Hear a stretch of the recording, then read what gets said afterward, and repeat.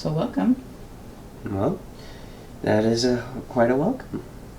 So I like the advance notice of your spiritual name, but for the sake of... I did not know I was supposed to keep it. No, but because I always have you spell it, and it's quite a long name, so we'll put it up later. But you want to explain who you were in your last incarnation here on Earth? Well, I was once Eleanor. Eleanor... Roosevelt. There you go. This is not a story that I've told others when they've asked me, why do you care so much? Everyone thought it was just forced upon me, and they made assumptions. But I actually, growing up, I was not really well off in the family. I was told to stay away from certain people because they were different, because they were defective. Well, wasn't it that your mother kind of treated you that way as well? Yes, but please let me finish. So, like every child, I did not question the mother, did not question family, and did as I was told. And then, one day, I was about 7 years old. We were on our way from on the way from home from a local theater. It was a family outing. I can't really remember what I saw there. But your mother had already died at that point. Yes, but it was still expected of me to do and follow certain things. I took a wrong turn because I was off in my own little world, and I lost sight of my caretaker, who was supposed to. Because your dad was incapacitated. In a way. So, I ended up taking a wrong turn.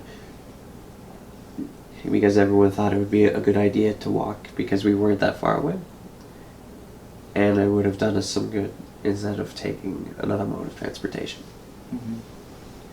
So, I ended up lost. I did not know where I was. And I ended up in what you would call the boondocks. This is in New York? Yes. Okay. Large place. Very scary if you don't know where you are. Even more scary if people are looking at you. Right. There was this lady. Her name was Liana. She ended up finding me crying, wanting to go home. I did not know the address of where I lived. I did not remember any contact information, no nothing. So she said, "You poor thing. So, please come have dinner with me and my family." She was a black woman in her 30s. So she took me by the hand and said, "You look real hungry. Come on." So she led us into this small little apartment. A lot smaller than I was used to. Very confined with space and people. And then she said, "Everyone, this is Eleanor." I invited her to dinner, so everyone please be nice to her. And they were all like, "Hello, Eleanor." And I was like, "Hi." Mm-hmm. It's like, you can have a seat near Jonas. And they're like, who's Jonas?" "That's my son right there, Jonas." Jonas was about a year or so younger than I was. And he was in a wheelchair. In a small apartment? In a small apartment. Wow. And the dining room was actually, the wall was at the beginning of your TV stand. So it was a little bit shorter, and then we had a table a little bit longer than this, and chairs all the way around. At least, 15 to 14 chairs. Wow, that's a lot of chairs. Everyone all scooted up, and then they have plates upon plates. It was very... It looked like it was designed by an engineer. They had a plate on the edge of this plate, and then they stacked it on up, and then you just move it and grab a plate, and when you want something. Wow. It was a very interesting experience. Of course, me being shy, I panicked a little, and Jonas, he took an interest in me. He was like, "I like your hair." Because it was curly? The first words he ever spoke to me, "I like your hair." He was about 5.5, maybe 5, almost 6. But no, the first words he said to me was, "I like your hair," and I was like, "Thanks." And I'm like, "Yeah, I wish I had hair like that." He had no hair on top of his head. Mm. And then you could not stop him talking for nothing. He kept speaking to me about different things. He's like, "Do you like baseball?" "I like baseball." "Hey Mom, can we go outside?" "It's getting kind of dark, dear. After dinner, I was gonna help Eleanor here find her folks." Mm-hmm. And then of course, a lot of people keep asking me questions. "So, where do you go to school? What's your mom's name? What's your dad's name?" I got a bit of sympathy after I told him my mother passed away at that point. Then, because you didn't really interact Yes. with your father that much at that point. But one thing happened that brought me out of my shell around him was their grandmother. It was their great-grandmother who was sitting in the chair off in the corner, stuck between people. Her name was Cassandra, I think.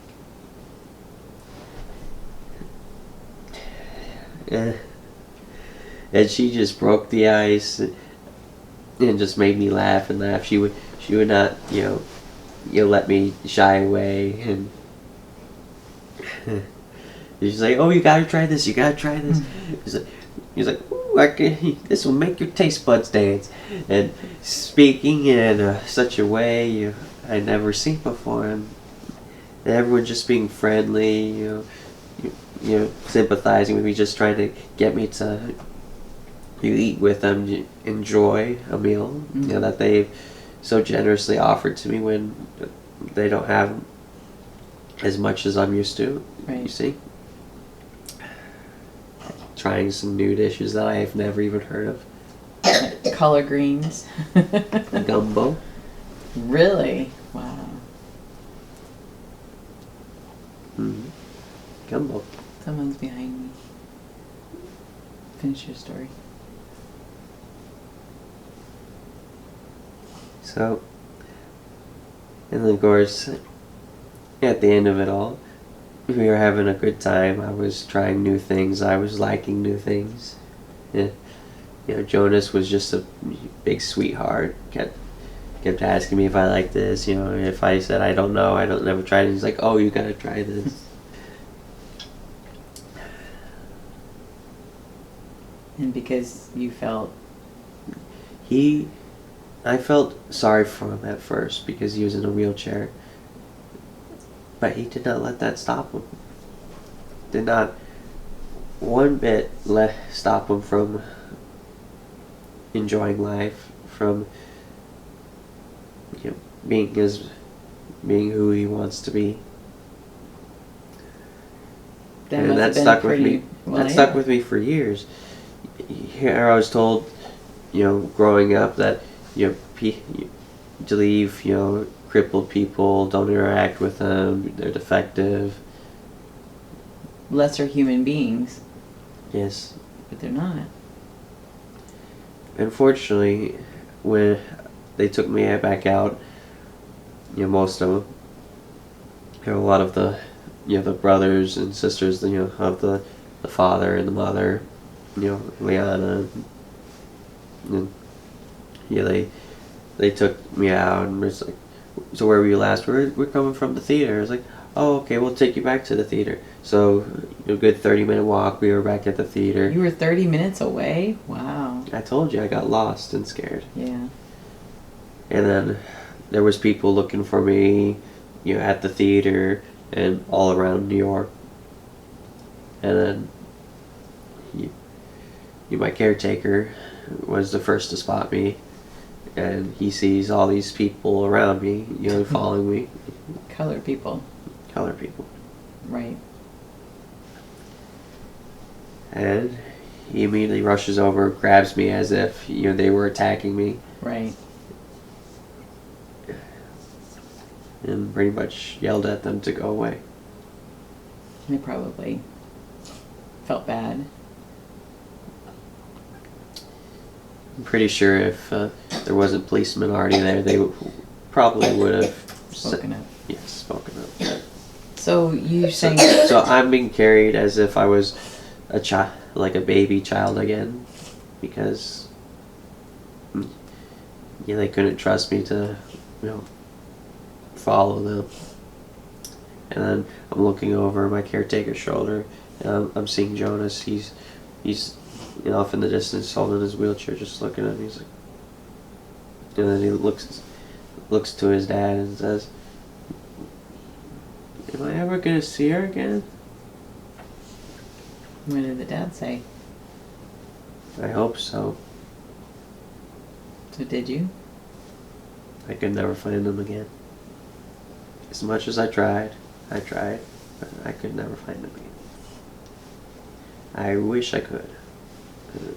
Well, I guess maybe now in retrospect, they were there. That happened for a reason. Because you might have had a different path. So But that stuck with me all throughout the years. Well, I always remembered it as vividly as the day it happened. I always remember Jonas. Always remember, Liana, who found me, who, said who offered me help when I needed it most. That always stuck with me. Always in my mind.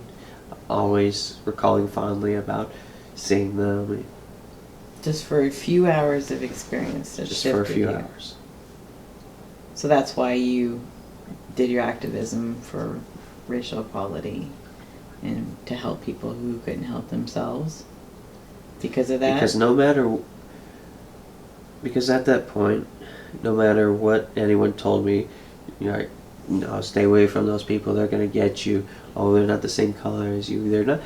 They don't belong to be in the same air as you, otherwise they do stuff. I would hear things and I would say, do you realize how stupid that sounds? I even was cornered once by another group of, I guess you would call them posh girls now. Right. And they even took to assaulting me and saying, you're wrong, so get your act together or we'll get it for you. I think you got really good at pretending the persona that they wanted you to be, but inside you're just like completely different. So no matter what anyone said about being, not interacting with people, I know the truth. I saw loving human beings just like any of us, and I knew no one could convince me otherwise. So you want to explain who all those people are? Because I can totally feel them. After I croaked, I went and found him.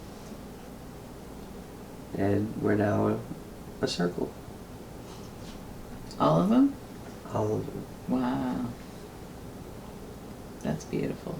Yes. All because we had one interaction.